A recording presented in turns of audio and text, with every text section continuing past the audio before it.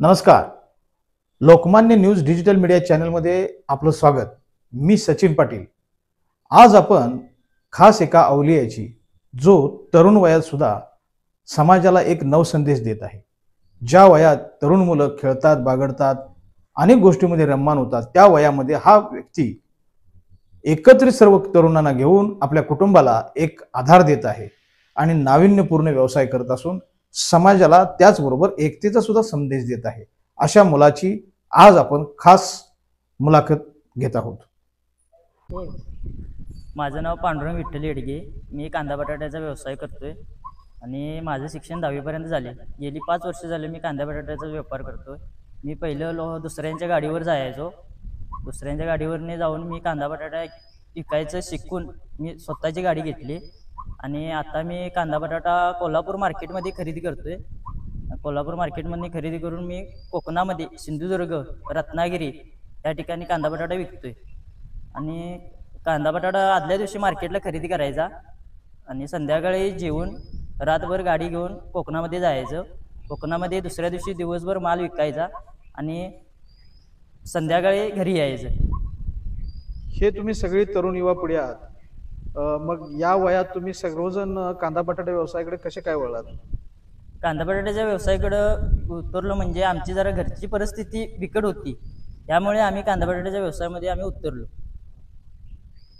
बरं. आणि हे इतर लोक आहेत ते काय करतात? तुमची ओळख देऊन मला थोडंसं माहिती द्या. बोल.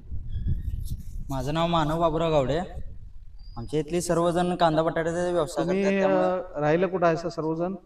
आम्ही राहायला इथं नाना पाटील नगर चौकात आहे. नाना पाटील नगर, कोल्हापूर.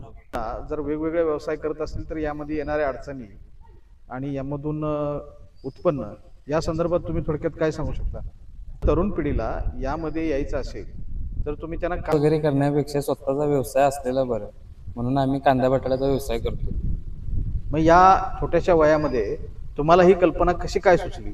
कारण इतरत्र युवा पिढीचा जर आत्ताचा हे बघितला, कल बघितला तर चैनी करणं वगैरे अनेक गोष्टी त्याच्यात चांगलीही काही मुलं आहेत, पण तुमचाही आदर्श काही लोकांनी घ्यावा म्हणून आजची खास तुमची मुलाखत आहे. तर या संदर्भात तुम्ही मुलांना काय संदेश सांगाल की व्यवसायामध्ये कशा पद्धतीने प्रगती केली पाहिजे, काय अडचणी असतात, त्याच्यावर कशी मात केली पाहिजे?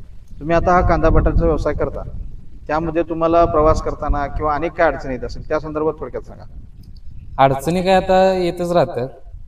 काय अडचणी येतात? अडचणी म्हणजे प्रत्येक गोष्टीत ही अडचण आहे. आर्थिक परिस्थिती असू दे, घरची परिस्थिती जरी असली तरी डिमच असल्यामुळे आम्हाला करावंच लागते आणि कुठलीही अडचण आली तरी प्रयत्न सोडून चालत नाही. बरं. ह्याच्याबरोबर तुम्ही आता मला असं म्हणायचं आहे की प्रवास करताना तुमचे दिसताना हे वय थोडंसं कमीच दिसते. तुम्ही 25-24च्या वयातले आहात. तर या वयामध्ये काही मुलं कॉलेजला असतात, काही अजून व्यवस्थित सेटल झाले नसतात. मग हा प्रवास करण्याचा, त्या रस्त्यातली लोक आणि अनेक समस्या आहेत, त्या समस्या संदर्भात किंवा बाजारमध्ये जाताना विक्री करताना काय समस्या येतात? जे आता म्हणजे आम्ही गेलो की आम्हाला माल वगैरे देत नाही. तसं म्हणजे ज्यांना माहिती आहे त्यांनी म्हणजे जास्त वेळ मार्केटमध्ये दिवस काढलेला आहे, जास्त अगोदरचे आहेत त्यांना देतात. त्यांच्याकडूनच घ्यायचं, त्यांनाच हे करायचं, असं म्हणजे घ्यायचं त्यांच्याकडून आणि विकायचं, असंच चालू असते आमचं. मग आता हे सगळे मी आता जेव्हा प्रथमतः आलो तेव्हा सगळे तुम्ही टीम मिळून एकमेकाला सहकार्य करत होता. ते आपल्या या गाडीचं ते बांधण्याचं, ताडपत्री बांधण्याचं पावसाचे दिवस आहेत म्हणून ही एकेचा संदेश तुम्ही सर्व लोकांना कशा स्वरूपात देतात की तुम्ही एकत्रित येऊन हे 5-6 जण सगळं सहकार्य करत होता? ह्याच्या मागचा जागृती कशी आली तुमच्या मनामध्ये? आम्ही सगळेच असं म्हणजे दुसऱ्याच्या कोणाच्या कोण गाडीवर आहे, कोणाची स्वतःची गाडी आहे, कोणाची पण प्रत्येक जणांची जर बांधायची जरी असली ताडपत्री तरी प्रत्येक जण जमा होतोय. बोलवलं की लगेच हजर होतात. नाही, याच्यामधून तुम्ही तरुणासाठी एकतेचा संदेश पण पाठवलेला आहे म्हणून आजचा हा खास व्हिडिओ आपण तयार करतोय. धन्यवाद. अशाच नवीन अपडेट्स आणि आपल्या भागातील बातम्यांसाठी या चॅनलला लाईक करा, शेअर करा आणि सबस्क्राईब करा.